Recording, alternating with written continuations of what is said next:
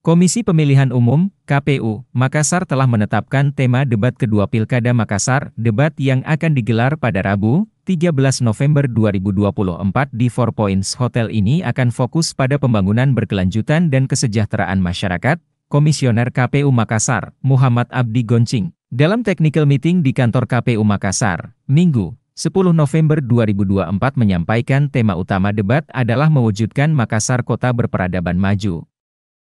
Tema ini akan mencakup 3 subtema utama, yakni, memajukan daerah, menyelesaikan persoalan daerah, serta keselarasan pembangunan daerah antara kabupaten kota dan provinsi dengan nasional.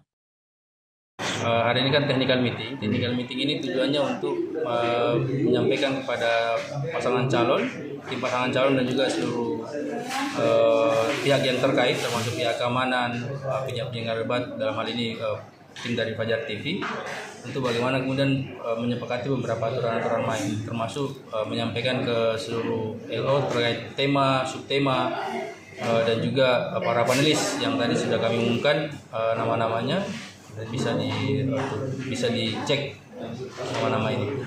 Untuk subtema sendiri dan tema apa yang diangkat kali ini di debat terakhir ini?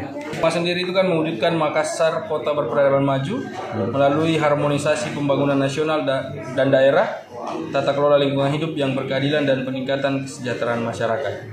Itu untuk tema besar debatnya. Kalau untuk subtema sendiri itu ada 3 subtema yang kita ambil dari PKP 13. Itu soal subtema memajukan daerah, menyelesaikan persoalan daerah, kemudian keserasian ataupun keselarasan pelaksanaan pembangunan daerah antara kabupaten kota dan provinsi dengan nasional. KPU Makassar telah menyiapkan 7 orang panelis yang berasal dari berbagai latar belakang, seperti akademisi, penggiat sosial, dan tokoh masyarakat. Jumlah panelis ini sama dengan debat pertama yang lalu.